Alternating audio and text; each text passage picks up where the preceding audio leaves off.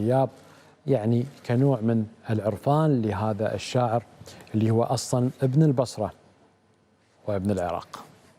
حياكم الله مشاهدينا الكرام ومساكم الله بالخير، وأجدد مرة ثانية تعازينا لأسرة الفقيد سعود بن عبد العزيز المهندي، نائب رئيس اتحادنا الإلكتروني لكرة القدم ونائب رئيس الاتحاد الآسيوي لكرة القدم. اليوم توفى، الله يرحمه ويغفر له ويسكنه الجنة.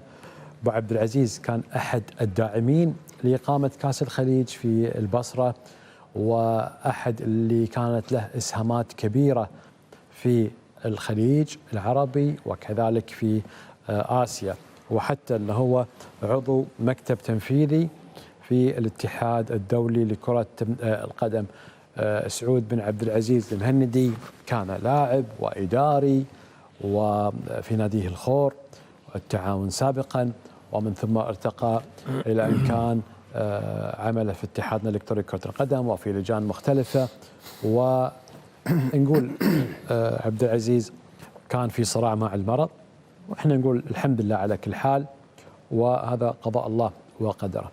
الله يرحمه ويغفر له. تعازينا لقبيلة المهندي والمهاندة كلهم عندنا في قطر والخليج، وكذلك لأسرته الكريمة وإخوانه وعياله وأهله، وإنا لله وإنا إليه راجعون. فقيدنا عظم الله أجركم جميعا، عظم الله أجر الأسر الرياضية في الخليج وآسيا. اليوم كان عندنا مبارتين راح نتكلم عنهم أيضا، لكن قبل كل شيء اليوم أنا عندي أخوي العزيز يونس محمود، نائب رئيس الاتحاد العراقي لكرة القدم، رئيس البعثة أو رئيس بعثة الوفد العراقي المشارك في خليجي 25. يونس واحد من محللينا، يونس واحد من إخواننا، يونس واحد من ربعنا، يونس أخوي وصديقي وزميلي، لكن وكنت دائما أحب أنه يكون موجود، لكن اليوم لا، يونس يختلف وضعه شوي. هناك طموح عنده وهناك رغبة أنه يخدم العراق في موقع آخر، فحصل له هذا الشيء. احنا نتمنى له دائما التوفيق والسداد. لن نتخلى عن ولدنا يونس اللي احترف عندي في قطر من عام وهو عمره 17 سنة، وخدم بلاده العراق في كثير من المناسبات واللحظات، وأهمها كأس آسيا 2007.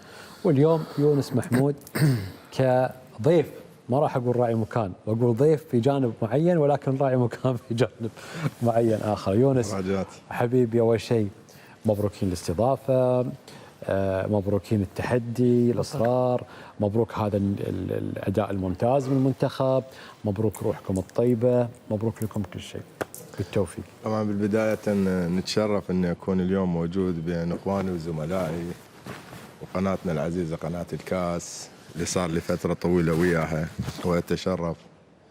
بالبداية طبعا أكيد نحب نعزي الإخوان القطريين، نعزي نفسنا كرياضيين، ونعزي الشارع الآسيوي عامة بأخونا وأستاذنا فقيد. أنا أقول بالنسبة لي مو فقيد قطر فقط، فقيد آسيا، يعني هو من الشخصيات الآسيوية سعود المهندي. الله يرحمه، وخسارة كبيرة بالنسبة لنا صراحة. الخبر كان مؤلم جدا. الله يصبر أهله ويصبرنا. هو من الشخصيات الرياضية المحترمة جدا، وأنا أعتز بها صراحة. بعلاقتي بينكم كانت علاقة طفيفة، لكن هو من الشخصيات دائما ماكو كان يقول لنا أي شيء تحتاجون إحنا بالخدمة يعني، وهو إنسان قده يعني، كان رجال متواضع جدا. الله يرحمه ويصبر أهله ويصبرنا. ثانيا طبعا اكيد انا اتشرف ان اكون بقناتي، قناه اليوم، قناه الكاس، ومع اخويا خالد وماجد والاخوان عبد الله، رواس، نور، حضري، عوف الحضري، لا الحضري اسطوره، الاسطوره عوف اخذ الاسطوره، جمال، اخونا بشير الشرباني، بشير، جمال مبارك، بشير، جمال، كل الاخوان. ضغط الحياه كلها فوق راسنا يعني احنا الضغط اللي علينا الله يكون بعوننا طبعا. خالد، اتشرف بكل الاخوان اللي موجودين. شيء اي شيء نور صبري، تبي تشتغل في الاتحاد مع يونس بعد؟ لا خليني شو الشعر الابيض؟ لا تشيل هم يا يونس، مؤشرات النجاح بدت يعني انتهت قبل ما تبدا طبعا ان شاء الله. الله يوفقك. طبعا اكيد نتشرف، واحنا طبعا من الناس المراقبين للاحداث من بدايتها بكل الامور. طبعا كانت هناك حتى تحركات ما اخفي عليك حتى من الحكومه العراقيه انه قناه كاس تكون متواجده، وكانوا حريصين على انها ويعرف خالد يعني اعلى المستويات كانت تتصل بهم وتحاول ان يكونوا موجودين، لان نعرف ما تمتلك هاي القناه من شعبيه ومن طابع خاص بالنسبه لها لبطوله الخليج مع اخوانها قنوات الاخوان في الامارات والسعوديه والكويت والبحرين وعمان وحتى اليمن طبعا، والقنوات العراقيه إلها طعم خاص الكل يعرف بها، وكنا حريصين انهم كلهم يتواجدون ويكون المساحه مفتوحه للجميع من خلال ابداعهم في كل قناه. بالنسبه للبطوله احنا طبعا دائما نرددها، يعني تعرف طموح الجماهير غير وطموحنا احنا غير. احنا طموحنا انه البطوله تنجح على قدر المستوى اللي نقدر نصل له بنجاح البطوله. ممكن الكل يعرف احنا من 79 لم ننظم بطوله فقط، نظمنا بطوله غرب اسيا للشباب كانت ناجحه ايضا، لكن ما كانت بالمستوى يعني مستوى بطوله الخليج وزخم بطوله الخليج. الحمد لله والشكر لحد الان احنا نشوف انه اكثر الوفود مرتاحه، الجماهير اللي موجوده مرتاحه، المنافسه ممكن قامت تصير يوم على يوم اشد المنافسه خاصه بالبطوله. نعم هناك بعض الاخطاء رافقتنا وهذا طبيعي في كل عمل تكون هناك اخطاء، ان شاء الله نصححها. وانتم شفتوا يعني حتى مباراه الافتتاح مباشره ثاني يوم صار عندنا لقاء مع وزاره الداخليه وحاولنا نظلل بعض الامور اللي صايره. ان شاء الله نتمنى من الكل يعني على قدر الجهد اللي بذلناه نقول نقدر نقدم بطوله جميله، بطوله كاس خليج 25 لاخواننا واشقائنا بالمنطقه وايضا للعالم العربي والعالم الاسلامي. يونس، المستوى الفني شلون حق البطوله؟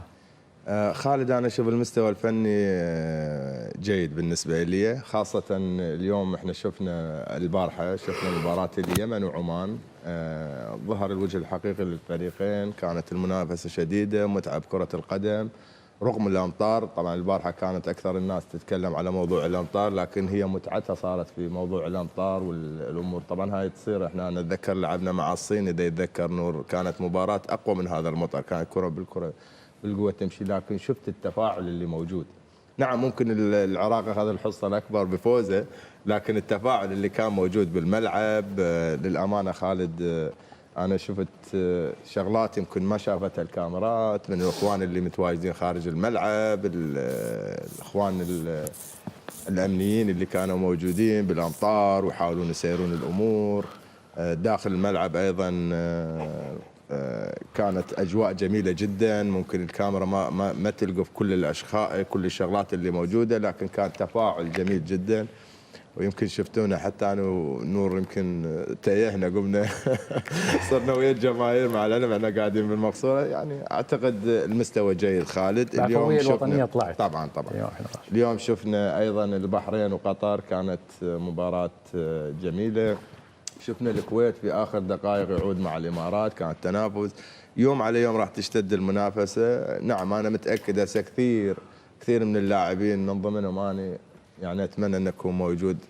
نعم مرات بطولات الخليج تصير بها نوعا ما استثناء، وكان حضور البطولة للعراق كانت هناك بها تخوف كثير يعني بهذا المجال، لكن أعتقد الآن الناس فكرت عافت هاي الأمور، دخلت بالمنافسة مباشرة، شافت الأوضاع طبيعية. الآن المنافسة شديدة بالنسبة من وجهة نظري دا أشوفها.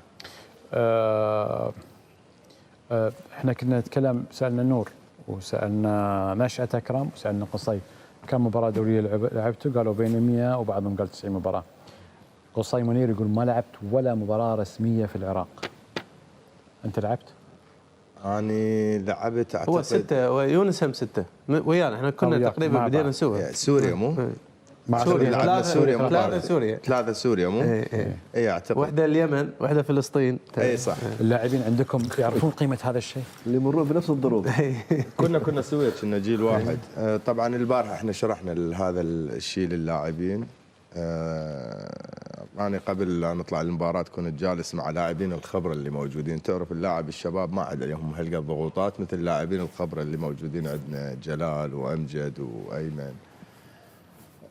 فقاموا يتكلمون يقولوا لا احنا بالعكس، يعني تعرف احنا دائما نحب نشيل الضغوط عنهم، لكن هم اعتقد لهم رغبة بالبطولة، خاصة انه الطمع صار بوجود الجماهير اللي موجودة، الجماهير الغزيرة اللي اعتقد نقدر نطلق عليها جماهير استثنائيه، انها تحضر مباراه منتخبك وتحضر المباراه اللي بعدها وثاني يوم تحضر 30,000 متفرج مع فريق يلعب الكويت والامارات ويلعب قطر والبحرين و30,000 متفرج بالتفاعل هذا. اعتقد هذا الشيء استثنائي، هذا اعتقد انطى دافع او انطى نوعا ما للاعبين انه يجب ان نحصل على البطوله خلال هاي التواجد الجماهيري. هاي في شكر خاص لكم يونس، حضور الجماهير كل المباريات بدون استثناء، وان كان تجيك المباراه الاولى في جمهور بسيط، لكن من الشوط الثاني يبتدي الملعب يعبأ، يعني معناته انه بس خلصوا ضيفهم يتجهون الى الملعب. احنا تهيأ لنا كذا يعني. صحيح، انا ويا خالد احنا جماهيرنا للامانه محبه، جماهيرنا احنا بالعراق نقول عليها فغيره، يعني تقنع باي شيء، تقنع بشيء بسيط. انا هسه يعني خلال جيتي لهنا كثير من الناس اللي جايين يعني من اربيل من المناطق الشماليه، لان المسافه شويه بعيده تقريبا 7 ساعات، جايين بسياراتهم، اصدقائنا اخواننا مسؤولين. انا احد المسؤولين هم خابرني انه هل حصل تذاكر، لان تعرف موضوع التذاكر صار عليه كلام، لكن هم شغوفين بالنسبه لهم مو بس منتخبهم، يعني حتى المنتخبات الباقيه يشوفوها. يعني عندك السعوديه مثلا يريد يشوفوها، يقول لك السعوديه فازوا على الارجنتين، اريد اشوف السعوديه.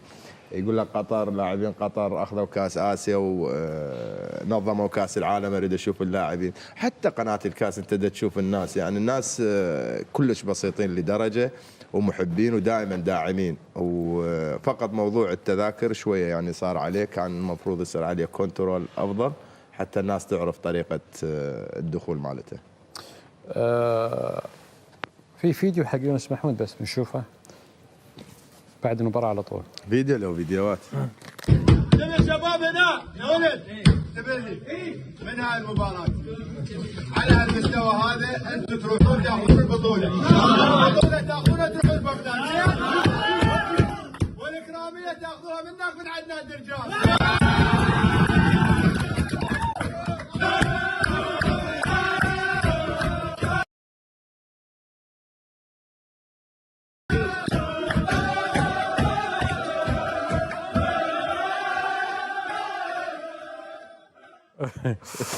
لبيتها في راس عدنان.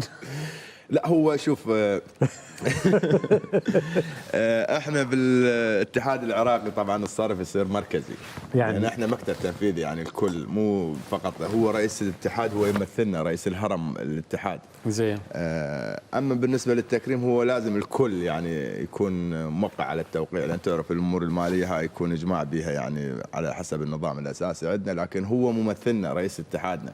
فدائما تروح احنا نروح باتجاه الكابتن عدنان بموضوع التكريم. طبعا هو قبل لا اتكلم انا هو كرمهم، كان مع الوزير الشباب والرياضه ايضا كرم الفريق.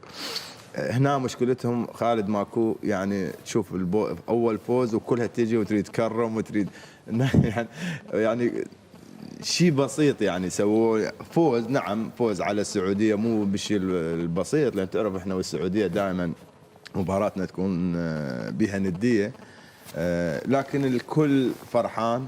يعني الناس تخابرنا باتجاه انه يابا هذا الفوز رفعتوا روسنا فرحتونا، هو فوز بسيط خالد. تعرف كرة القدم شنو تمثل للشعوب، احنا كرياضيين نعرفها، لكن البارحة حسيت يمكن انا ونور اكثر اثنين كنا هم متفاعلين مع اللاعبين. خالد حسينا انه فريق منتخب بروح، من تشوف اللاعبين يقاتلون، من تشوف الاحتياط يركضون، من تشوف المدرب يروح ويجي، من تشوف الجماهير تتفاعل وياهم. هاي الروح احنا نبحث عنها حتى نكون لنا منتخب، لان من تلقي الروح عند هؤلاء الشباب او اللاعبين اللي موجودين، اللاعب الشاب راح اكيد يتعلم منهم، راح ياخذ من هاي الروح. يعني البارحه انا من اشوف حسين او اشوف علي فايز، اشوف هاي الروحيه، حتى اللاعبين الخبره اللي كانوا موجودين معاهم مصطفى ناظم، ذول شفت الروحيه موجوده. هاي تنطيني يعني الي صراحه تنطيني نوعا ما القوه انه اقدر اقول انه راح تسوي منتخب، راح يصير منتخب عندنا قوي ينافس في اسيا وينافس في كاس العالم. لهذا البارحه شفتني يعني انا قلت لهم انه على هالروح اللي موجوده عندكم انتم ممكن تصلون تاخذون البطوله ايضا، لان البارحه صراحه شفت قتال. طبعا ايضا نشكر الفريق السعودي ونقول له هارد لك، طبعا الفريق السعودي ما قصر ايضا قاتل، كانت مباراه حلوه خالد، يعني الاجواء توحي لك الى رغم انه بعض اللاعبين تاذوا من البرد والامور اللي كانت موجوده. برد يعني مطر؟ البرد حتى مو بس المطر، الاجواء كانت بارده يعني مع المطر، بس الاجواء بارده، كان هواء بيها والجو بارد. لكن البارحه كانت مباراه قمه، أنا من وجهة نظري أشوفها كان قتال بين المنتخب السعودي والمنتخب العراقي، والكل يشادون من كلهم اللاعبين السعوديين واللاعبين العراقيين على الأجواء الصعبة خالد صراحة. لكن بالأخير أول والتالي راح يطلع واحد كاسب واحد خسران أو تعادل، الحمد لله قدرنا نحصل على 3 نقاط. ممكن الخبرة اللي عند المنتخب العراقي والروحية اللي كانت موجودة من لاعبين الخبرة تفوقت على الفريق السعودي. أتأمل أنه هذا المنتخب يستمر مع تغذيته ببعض اللاعبين اللي ما حضروا، حتى نقدر نكون منتخب اللي يحلم به جماهيرنا هي بالصعود الكاس العالم، وهذا استراتيجية الاتحاد اللي انت وعدت فيها في 26. أكيد هاي مو بس أنا وعدت بها، طبعا هاي استراتيجية الاتحاد هي تشمل الاتحاد كله، أنه وقعنا مع مدرب لمدة 4 سنوات حتى يوصلنا ل 26. فلهذا احنا بدنا نكون فريق وعندنا المساحه جيده بالنسبه لنا من تقريبا 11 شهر لحد ما يعني تقريبا سنه لحد ما نصل كاس اسيا.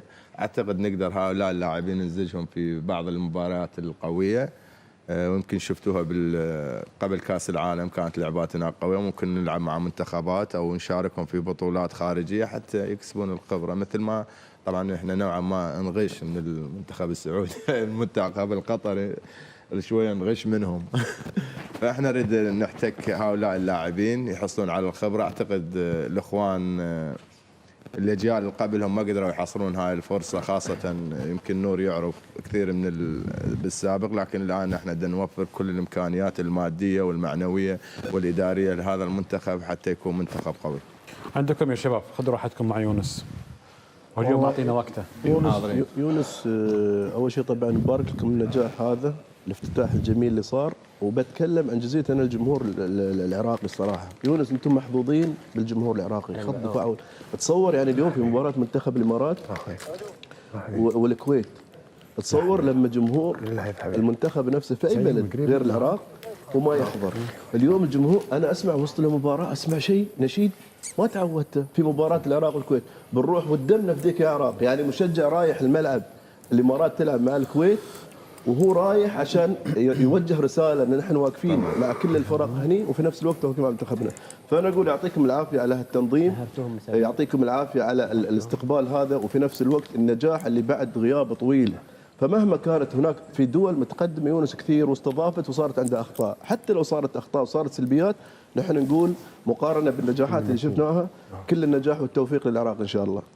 نتشرف طبعا اكيد، احنا هاي كلها رسمناها وكلها سجلناها، النقاط اللي كانت عندنا بعض الخروقات بها نتعلم منها.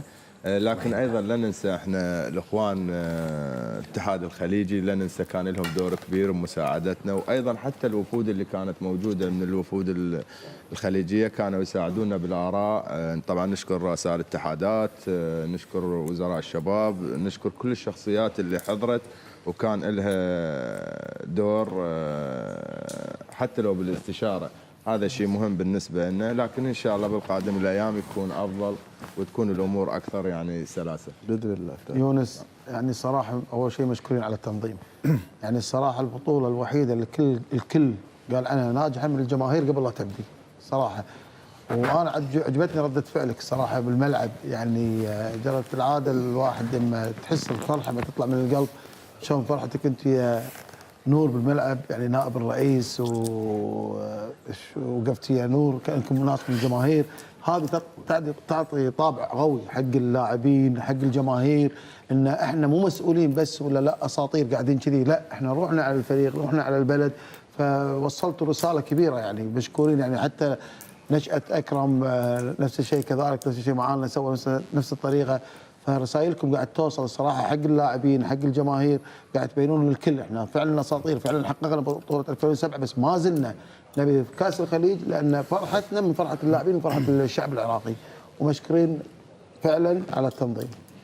يعني اكيد جمال احنا جماهيرنا مثل ما قلت لك سلف، يعني جماهيرنا كلش بسيطه، يعني ما تطلب الكثير، تطلب البسيط. يعني انت شفت فوز واحد، شفت الجماهير حتى في مناطقنا الشماليه والموصل المحافظات الباقيه طلعت تحتفل، يعني يحتفلون مع الفوز ترى موضوع طبيعي يعني بكره القدم، فوز وخساره، لكن البطوله تختلف انت تاخذ بطوله. فهم طلباتهم بسيطه، احنا بس الاهم عندنا انه المنتخب يكون بقدر المسؤوليه، يعني المنتخب يقدم داخل الملعب، لان تعرف الجماهير هي تحكم على المنتخب، يعني دائما يكون هناك اعتراضات بان المنتخب ما يقدم، يعني من يقدم لا بالعكس يشجعونه ويصفقون له، وهذا حتى لو كانت هناك خساره. اعتقد جماهيرنا شغوفه وتحب للامانه، طبعا حتى في الموصل وكركوك هذا ترى حتى الاعلام الخليجيه شايليها، يعني مو بس الاعلام العراقي، وكانه كرنفال عربي خليجي خاص، يعني بعيد عن بطوله الخليج، لكن الاحتواء اللي موجود والفرحه اللي موجوده اعتقد هذه ايضا لها دلاله انه الشعب العراقي مرحب بكل اخوان الخليج. احنا اللي يونا يونس مو معانا، بس يونا من كركوك، من بغداد، من كل مكان، قاعد يعزمونا من هنا يقولون تعالوا هناك، يعني قاعد نشوف الفرحه اللي فيهم الصراحه. صحيح اكيد هم يحبون، واتمنى يعني الديم هاي الفرحه الديم، وان شاء الله نبني عليها بالمستقبل، انه ممكن تكون الاجواء افضل من هيك. ان شاء الله، الله يوفقك. كابتن يونس، اول شيء نبارك لك نجاح الاستضافه، وكل ما تحقق من مكاسب لابد ان تكرس لموضوع رفع الحظر عن الكره العراقيه، عن الملاعب العراقيه. الان يعني وصل رئيس الاتحاد الدولي وشاف بعينه حقيقه الوضع في البصره، وايضا في بعض المدن، فنتمنى انه يكون في تحرك جاد من قبل الاتحاد العراقي، باعتبارك نائب رئيس الاتحاد العراقي. ما قبل خليج البصره يمكن نكون يعني ممكن تكونوا معذورين في مساله انه يعني مش قادرين تشرحوا للناس او للعالم، الان العالم كله بيتكلم عن البصره، لابد من استثمار هذا الحدث يعني لرفع الحظر في اقرب وقت، بالاستعانه طبعا بالاشقاء. طبعا هو هذا الموضوع مهم، هذا الموضوع كان من ايام الاخ العزيز والاستاذ رئيس الاتحاد السابق حسين سعيد، ومن بعده الاستاذ ناجي حمود، ومن بعده ملا عبد الخالق، ومن بعده السيد اياد بنيان، والان عدنان درجان. ممكن الان الامور صارت متاحه بالنسبه لنا، يعني بالبدايه قدرنا ناسس لهذا الموضوع، لان طبعا الكل يعرف احنا صار لنا سنين نلعب خارج ارضنا، خاصه في تصفيات كاس العالم، هذا كان ياثر علينا سلبا. الان صارت عندنا بعض التجارب بالمباراه الوديه، وكان طبعا اكيد لا ننسى هناك دور الاشقائنا اللي موجودين حاليا ويانا، وايضا لا ننسى دور الشيخ حمد، كان له دور كبير بهذا الموضوع. الاخوان اتحاد الخليج ايضا كان لهم دور بالفتره الاخيره، ايضا كان هناك دخول الاخوان من السعوديه ومن اتحادات الامارات والاتحادات الباقيه، ايضا لهم دور بدعم الكره العراقيه انها تلعب داخل ارضها، وهذا شيء طبعا معروف يعني للكل. على اثرها صارت بطوله الخليج، انه بطوله الخليج تكون بروبه مهمه. نعم كان هناك بعض المؤشرات باتجاه انه ممكن رئيس الفيفا يحضر، احنا اكثر من دعوه قدمنا له، كان تدخل ايضا من بعض الاخوان ساعدونا بهذا الموضوع، واجا رئيس الاتحاد الدولي. ايضا لا ننسى حضور الممثل سمو امير قطر الشيخ جوعان، ايضا كان له دور كبير بحضوره. ايضا لا ننسى الاخوان الاماراتيين ومن الشيوخ وامارات الكويت طبعا للامانه الاخوان الكويتيين، رئيس الاتحاد طبعا قبل البطوله ب10 ايام هو متواجد هنا، وكان حتى يفتر معنا بالملاعب مع الكابتن عدنان. يعني الرجال ما قصر ويانا كثير، يعني كثير كان يفتر ويا عدنان، وكل الامور كانوا يظللوها. لكن احنا ايضا لا ننسى الاخوان الاتحاد الخليجي من اعطونا البطوله يعني المؤشرات تتجه فرصه حقيقيه ان الواحد يشتغل على للامانه احنا استغلينا الفرصه. كان هناك تكاتف كبير من الحكومه العراقيه مع وزاره الشباب مع اللجنه العليا اللي شكلت مع الاتحاد العراقي، ذللوا كثير من الصعاب. ايضا لا ننسى الاخ اسعد العيداني كان له دور كبير في موضوع توفير كثير من الامور، لان تعرف الاتحاد العراقي ما عنده بعض المرات ما عنده القدره على تضليل بعض الامور هاي يكون لها دور المحافظ بها او الحكومه. الحمد لله والشكر. طبعا احنا نشكر كل من جانا وكل من زار البصره وكان موجود بالبطوله. شرف كبير وان يكونوا متواجدين، وانا شفتهم للامانه. انا صعدت للمقصوره الرئيسيه وسلمت على الاخوان اللي موجودين من شيوخ وامراء ودوله رئيس الوزراء وايضا رئيس البرلمان ورئيس اقليم كردستان. كانت الفرحه بعيونهم رغم المضايقات اللي كانت موجوده، لكن الفرحه اللي موجوده. وانا اتذكر حتى شيخ جوعان قال لي، قلت له شيخ اعذرنا يعني شوي الامور، يعني قال لي ما لك دخل، شوف الجمهور. يعني كانوا مستمتعين بحلاوه الجمهور اللي موجوده. نشكرهم صراحه. انه ايضا صارت بعض المضايقات، لكن ما حد اشتكى يعني من هذا الموضوع، وهذا نقدره طبعا. اكيد له تقدير كبير عندنا طبعا، واكيد نوجه الشكر للجميع اللي كانوا حاضرين. على طاري ذكر المحافظ الاستاذ اسعد العيداني، كان موجود من يومين وقال ان الان بدات الفكره ان العراق يستضيف 2027 اسيا. خالد حتى لو نطرحها كملف مشترك مع السعوديه. طبعا اكيد من حق السيد اسعد العيداني، هو احد المحافظين في مدينه من 3 مدن هي اكبر المدن اللي موجوده، هي البصره بعد بغداد والموصل. عندنا ذننا المناطق الكبيره. الان ايضا انضم لهم عندنا اقليم كردستان. طبعا طموح مشروع، لكن هذا تعرف هذا ملف يراد له دراسه ويراد له بعض الامور. انا شفت لما قال انه مع الاخوان السعوديه. طبعا احنا عندنا القدره للامانه، عندنا القدره. احنا لدينا ملاعب على استادات على مستوى عالي في كل العراق من شماله الى جنوبه. يعني انا مره نزلت صوره على تويتر اذا ما اتذكرها، الملاعب اللي موجوده. احنا عندنا ما عدا الملاعب الرسميه اللي موجوده، عندنا ملاعب اولمبيه. الاولمبيه تقريبا من 15 الى 20 او 10,000 تقريبا متفرج. هاي في كل محافظه، يعني من ضمن البنى التحتيه اللي صارت. لدينا ملاعب واستادات كثيره. الان احنا في بغداد عندنا 3 استادات هي رسميه تلعب بها مباراه رسميه. عندنا نجف وكربلاء ايضا استادين رسميه تلعب بها ولعبوا بها صارت بها. عندنا في الشمال ايضا الان عندنا ملعب زاخو موجود، عندنا ملعب دهوك، عندنا ملعب اربيل، وعندنا ملعب جديد في سليمانيه راح يصير عن قريب، راح يدخل الخدمه. ايضا ملعب دولي كبير. كركوك. عندنا كركوك الاولمبي ايضا موجود، مساحته كلش كبيره، اعتقد 45,000 متفرج. عندنا ملعب ميسان. ملعب ميسان والكوت. خالد في كل محافظه عندنا ملعب، يعني ملعب رسمي للعب. يعني اكو هن موضوعين سووهن، موضوع الاستادات الكبيره اللي هو استاد البصره، الميناء، كربلاء، نجف، الزوراء، الحبيبيه، ملعب المدينه، الشعب ايضا من ضمنهن. لكن ما عداهن في كل محافظه اكو ملعب اولمبي يسمونه. هذا ما له دخل، هذا خاص بالحكومه، تسوي للحكومه المركزيه.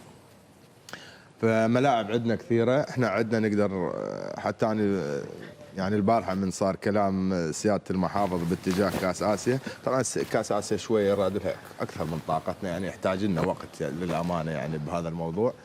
لكن ممكن البطوله العربيه يعني ممكن نفكر بيها، لان ممكن نقدر نسويها 3 مجاميع الى 4 مجاميع ممكن نقدر نقودها. انت ممكن تاخذ الان كاس العرب مثال، صح، وتفكر في كاس اسيا انه يكون في 2031. ممكن. هو الفكره خالد كاس العرب اعتقد هي خاصه بينا مثل ما يقولون، يعني يدنا ولد عمك. شايف ابن العم من يشوف اكو بعض العيوب لا ما يحكي عليها، يشيل على بس بعض. اي يشيل على بعض، بس غيره لا ما راح يقبل بها. انت شفتوا احنا في تصفيات الشباب اللي هنا صارت استراليا رفضت تشارك. صحيح. يقول لك انا ما مجبور بيك، بس لو يجيك مثلا فريق المغربي يقول لك لا اجي، او التونسي او مثل ما الكويتي. جوك شقائق في الخليج. صح لو لا؟ نفس الشيء. فاحنا هاي بروفا مهمه. كاس العرب تصير عندنا ممكن نسويها 4 مجموعات، ممكن يصير مجموعه في البصره ومجموعه في بغداد ومجموعه كربلاء ونجف ومجموعه في الشمال. فالامور طبيعيه جدا عندنا. ممكن هاي البروفا تكون بروفا جيده حتى بعدها نقدر نقدم ملف كاس اسيا. يعني احنا للامانه احنا ما نريد نحصر الموضوع فقط في موضوع البصره. يعني البصره نعم البصره لدينا استاد كبير، لكن ايضا احنا في قادم الايام راح يكون هناك اعتقد الحجر الاساس لملعب دولي كبير في بغداد اللي هي هديه السعوديه للعراق. هديه ايضا ملعب على مستوى عالي، نتمنى انه يرى النور، لان هذا اعتقد شيء مهم بالنسبه لنا. لكن احنا صراحه خالد يعني البصره طيبين والبصره كل شيء متوفر بيها، لكن احنا هدفنا الرئيسي هو انه نرفع الحظر عن العاصمه. احنا نريد نروح بالعاصمه، لان البصره ضبطت امورها، ضبطت ملاعبها وعرفوا شنو اللي يصير واللي ما يصير. لكن الان احنا نريد نرفع الحظر عن بغداد، لان بغداد عاصمه العراق، ونتمنى يعني نتمنى هذا الحدث انه يكون هناك العاب في بغداد. ويمكن شفتوا اعتقد احنا وفلسطين صارت النهائيه، اعتقد احنا وسوريا وما اتذكر غرب اسيا للشباب النهائي حولناه من البصره، حولناه لبنان الى بغداد وكانت احتفاليه كبيره وممتعه. فاحنا نتمنى السؤال بوجود رئيس الفيفا السيد انفانتينو ما صار حوار بينكم وبينه والله ان احنا يعني نبيكم ترفعون الحظر ما شابه ذلك؟ لا خالد، هو هذا الملف مو اليوم يعني في حضور السيد انفانتينو، كان هناك اكثر من لقاء في قطر، خاصه كانت فرصه كبيره في كاس العالم. كانت هناك لقاءات، وقبلها اعتقد ايضا كانت لقاءات هناك اتذكر في بعض المناسبات. طيب. كان لقاء يعني طبعا مشكورين اخواننا القطريين كان لهم دور بهذا الموضوع. هذا كان مرتب له تقريبا، لكن تعرف انت اول وتالي انك تجيب رئيس الاتحاد الدولي الى بلدك هذا موضوع شويه يراد له، لكن الحمد لله اشتغلنا عليه وعملنا عليه، والحمد لله قدرنا انه يجي ويشوف بعينه. واللي اسعدنا اكثر انه هو اكثر غرد مرتين، مره نزل صوره البايش ومره شكر العراق بحضوره واستمتاعه بالمباراه، فهذا شيء مهم بالنسبه لنا.